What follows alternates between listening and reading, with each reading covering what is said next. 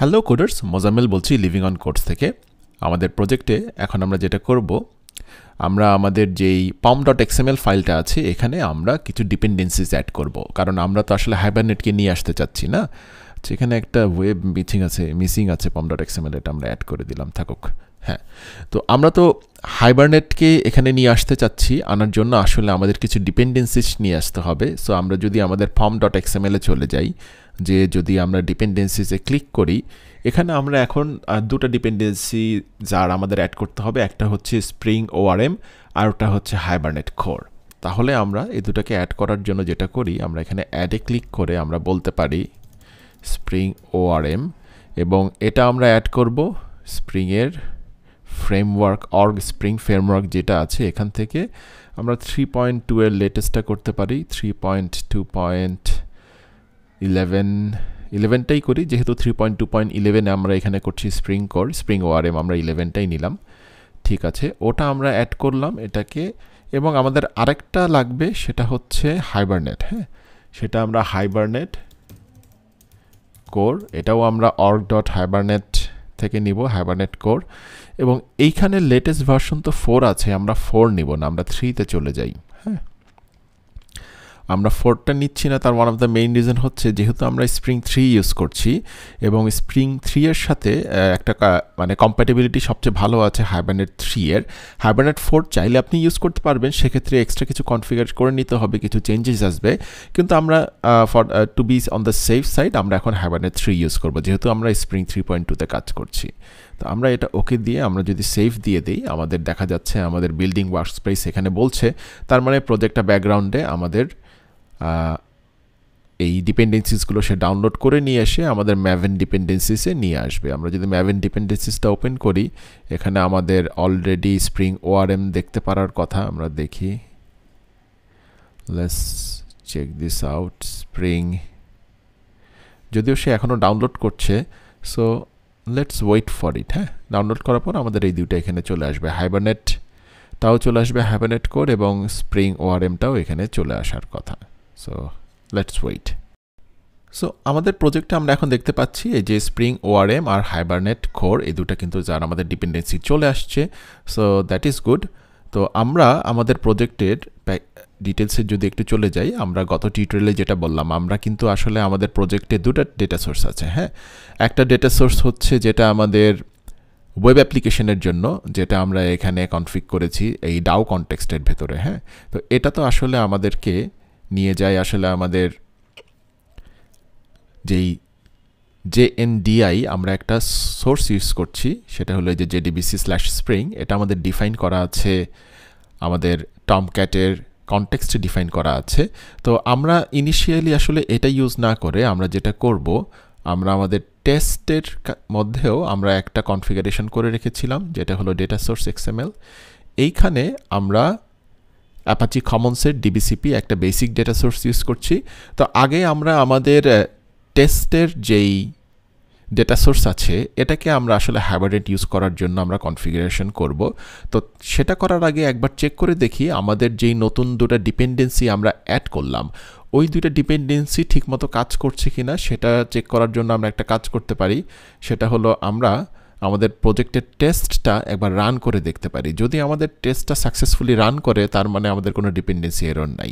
এখানে দেখা যাচ্ছে ব্যাকগ্রাউন্ডে সে কিন্তু সোর্সেস আর জাভা ডক ডাউনলোড করছে, সেটার কারণে আমাদের রানটা সে চাইলে পজ করে দিতে পারে।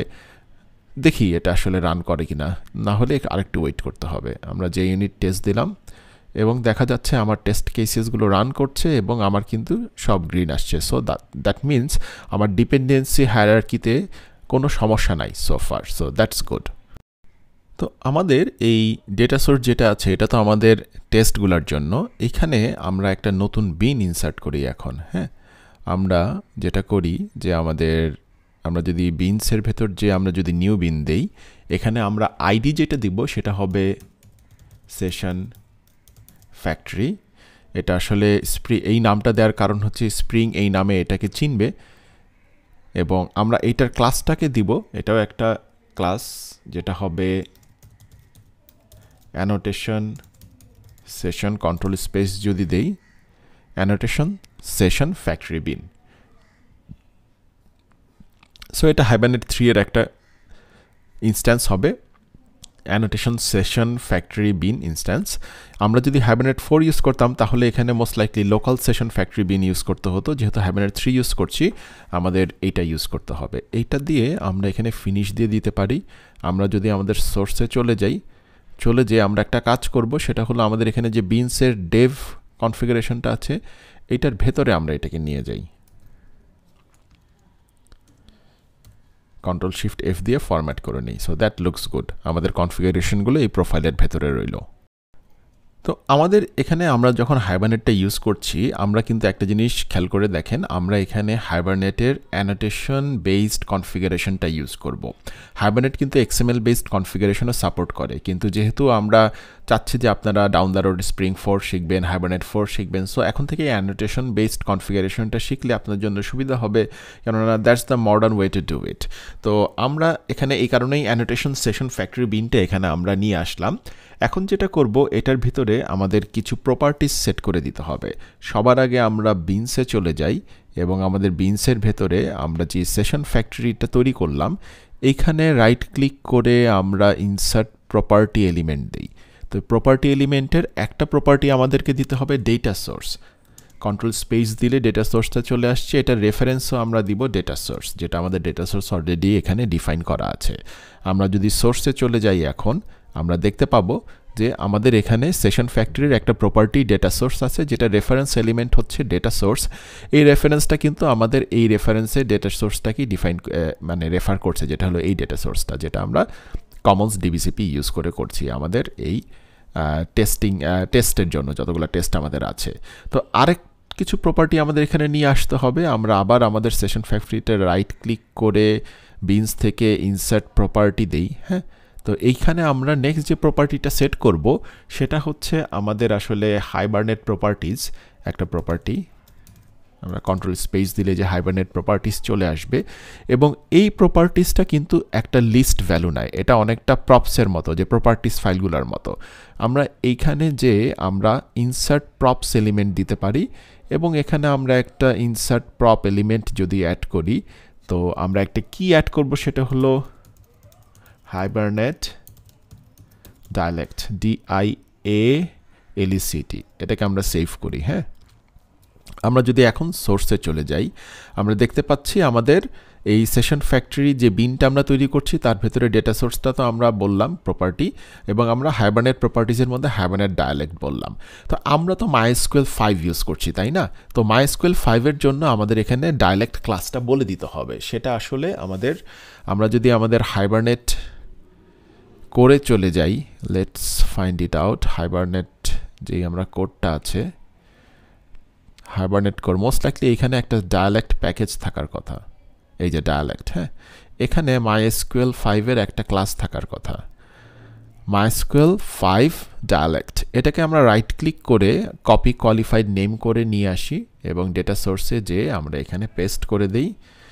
ডট ক্লাসটা আমরা এখানে রাখবো না, তাহলে আমরা এখন হাইবারনেটকে বলে দিলাম যে সে তার SQL কোয়েরি জেনারেট করার সময় MySQL 5 ডায়ালেক্টটা ইউজ করবে। তো আমরা তো আসলে এখানে সেশন ফ্যাক্টরিটা নিয়ে আসলাম একটা বিন। এখন যদি আমরা এটাকে ইউজ করতে চাই আমাদের ইউজার ডাওয়ে, হ্যাঁ, ইউজার ডাওয়ের ভেতরে আমরা যদি সেশন ফ্যাক্টরিটা ইউজ করতে চাই, আমরা যেটা করতে পারি, আমরা একটা এখানে প্রাইভেট সেশন ফ্যাক্টরি বলতে পারি out.hibernateর, এবং এটাকে আমরা অটোওয়ার্ড করে দিই, তাহলে আমাদের ওই বিনটা এখানে চলে আসলো। হ্যাঁ, তো এখন আমরা যদি আমাদের ফর এক্সাম্পল যে কোনো একটা মেথডের আমরা চেঞ্জ নিয়ে আসতে চাই, ফর এক্সাম্পল এখানে যেটা আছে যে গেট অল ইউজার্স, এখানে যদি আমরা এটাকে হাইবারনেট ইউজ করতে চাই, সেক্ষেত্রে আমরা যেটা করতে পারি, আমরা এই সেশন ফ্যাক্টরিটা যেটা আনলাম, এটা তো হাইবারনেটের সেশন ফ্যাক্টরি, এটার কারেন্ট সেশন নিয়ে আমরা কাজ করতে পারি। এটা অনেকটা JDBC টেমপ্লেটের রিপ্লেসমেন্টের মতো। JDBCতে আমরা যেমন টেমপ্লেট ইউজ করতাম, সেই রকম সেশন ফ্যাক্টরি এখানে আমরা ইউজ করতে পারি।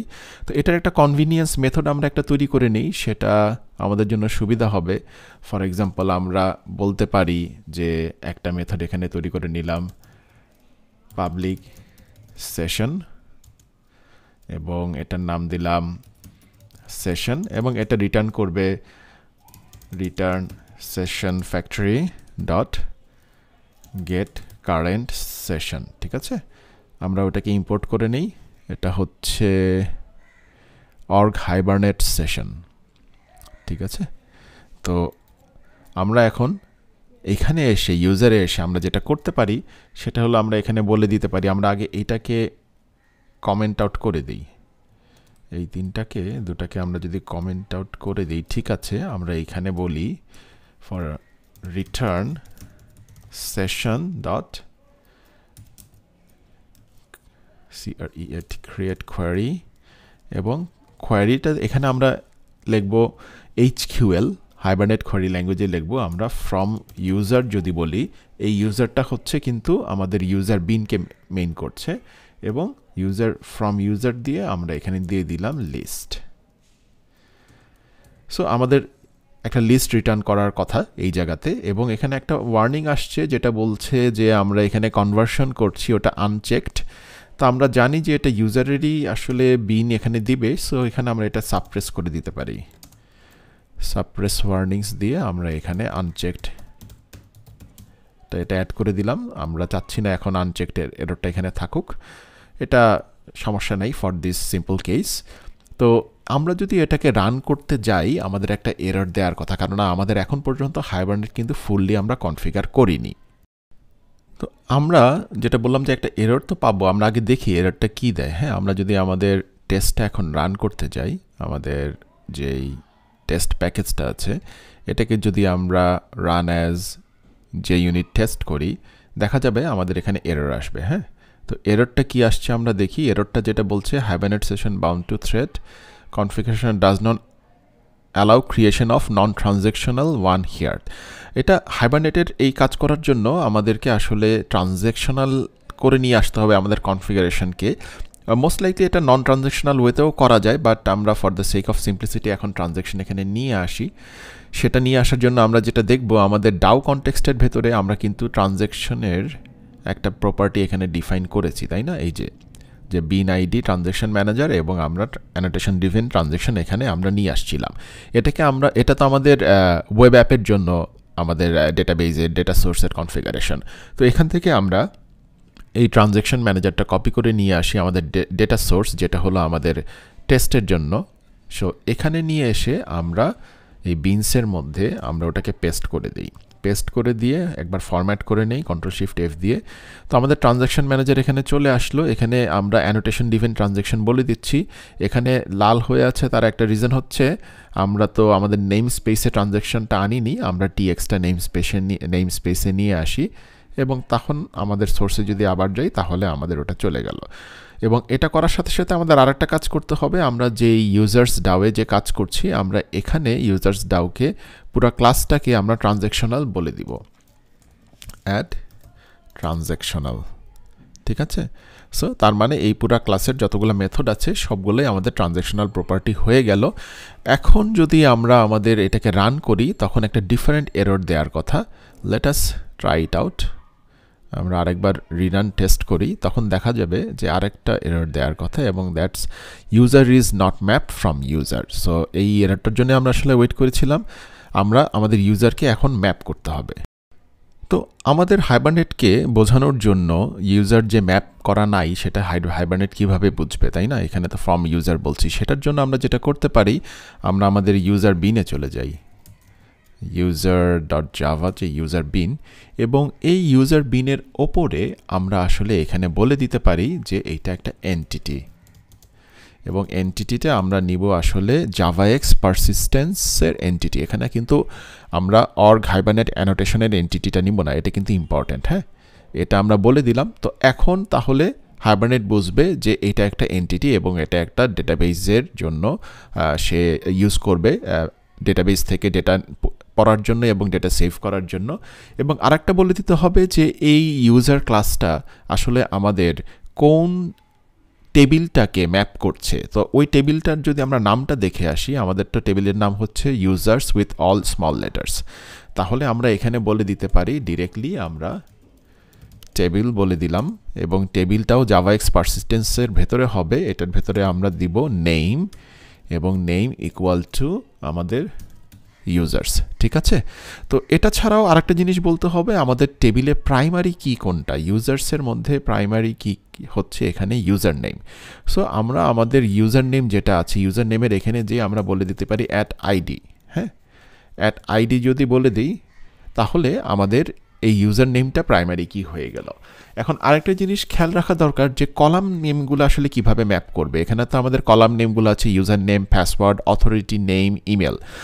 বাই ডিফল্ট যদি আমাদের কলাম নেমগুলা এবং আমাদের ক্লাসের এই প্রপার্টি নেমগুলো যদি সেম থাকে তাহলে আমাদের এক্সপ্লিসিটলি ম্যাপিংটা বলে দেওয়া লাগে না আমাদের এই কেসে, কিন্তু এটা সবগুলা সেম আছে। তারপরেও জাস্ট আপনাদের দেখানোর জন্য আমি এখানে দেখাচ্ছি যে যদি কোনো কারণে ডিফারেন্ট থাকতো সেক্ষেত্রে আপনারা এখানে বলে দিতে পারতেন কলাম দিয়ে এবং তার ভেতরে আবারও একইভাবে নেম, ইউজার নেম। তো এটা আমি জাস্ট একটার জন্য করছি, অন্যগুলো যেহেতু সেম নামই আছে আমি আর ওগুলোর জন্য করছি না এখন। তো আমাদের তো ইউজার বিনটা এখানে কনফিগার হয়ে গেল। তো ইউজার বিনটা আমাদের কোথায় আছে? হ্যাঁ, আমাদের ইউজার বিনটা তো আছে আসলে আমাদের এই, আমরা যদি চলে যাই ওপরে আমাদের এখানে web.dao, তাই না? তো আমাদের এই প্যাকেজটার ভেতরে যে বিন আছে এই জিনিসটা আমাদের হাইবারনেটকে বলতে হবে। আমরা এখানে কপি কোয়ালিফাইড নেম করি আমাদের এই প্যাকেজটার, এবং আমরা চলে যাই আমাদের ডেটা সোর্স এক্সএমএল এ। ডেটা সোর্স এক্সএমএল এর ভেতরে আমরা যদি বিনসের ভেতরে সেশন ফ্যাক্টরি যেটা আছে এখানে আমরা আরেকটা প্রপার্টি ইনসার্ট করব, ইনসার্ট প্রপার্টি, এবং এই প্রপার্টিটার আমরা এখন নাম দিব প্যাকেজেস টু স্ক্যান। হ্যাঁ, এবং এইটার প্যাকেজেস টু স্ক্যানের ভেতরে আমরা একটা লিস্ট অ্যাড করে দেই, বিনস ইনসার্ট লিস্ট, এবং সেটার ভেতরে একটা ভ্যালু অ্যাড করব, বিনস ইনসার্ট ভ্যালু, ঠিক আছে। এবং সোর্সে যদি আমরা এখন চলে যাই এবং সোর্সে যে আমরা এইখানে ভ্যালুর ভেতরে আমরা ওইটা পেস্ট করে দেব যে আমাদের এই প্যাকেজের ভেতরে যে এন্টিটিগুলো আছে সেগুলো তুমি স্ক্যান করো। এখন মোটামুটি আমাদের কনফিগারেশন কিন্তু রেডি। সো এখন যদি আমরা আমাদের টেস্টটা রান করি, let's keep our fingers crossed and go to run as যে ইউনিট টেস্ট, এবং হোপফুলি আমার এটা এরর ছাড়া কাজ করবে, উইচ ইজ নাইস। আমাদের সব টেস্ট কিন্তু কাজ করেছে। এবং আমরা যদি আমাদের টোটাল ফ্লোটা আমরা যদি দেখি, আমাদের এখানে আমরা যেইভাবে আমরা কনফিগার করলাম এবং আমাদের ইউজার ডাও যেটা আছে সেখানে আমরা আমাদের জেডিবিসি কোয়েরির বদলে আমরা এখানে একটা হাইবারনেট কোয়েরি বা এইচকিউএল ইউজ করলাম। তো ফিউচার টিউটোরিয়ালগুলোতে আমরা আস্তে আস্তে আমাদের এখানে যত কোয়েরি আছে ইউজার্স ডাও এবং নোটিসেস ডাও এগুলো আমরা চেঞ্জ করে হাইবারনেট কোয়েরি ল্যাঙ্গুয়েজে নিয়ে আসবো, এবং আপনারা দেখবেন যে আমাদের কোয়েরিগুলো অনেক অনেক বেশি সিম্পল হয়ে যাবে এবং ভুল করার প্রবণতা আমাদের অনেক কমে যাবে। সিকুয়েল কোয়েরিতে আমরা যদি ভুল করতে পারি, দেখা যায় যে যেহেতু আমরা ডিরেক্টলি অনেকেই ডেটাবেজের কোয়েরি ল্যাঙ্গুয়েজ সম্পর্কে একদম ডিটেলড আইডিয়া নেই, তাদের জন্য এভাবে কিন্তু এইচকিউএল ইউজ করলে আমাদের কাজ অনেক সহজ হয়ে যায়। So that's it for the time being. Until next time, happy living on codes.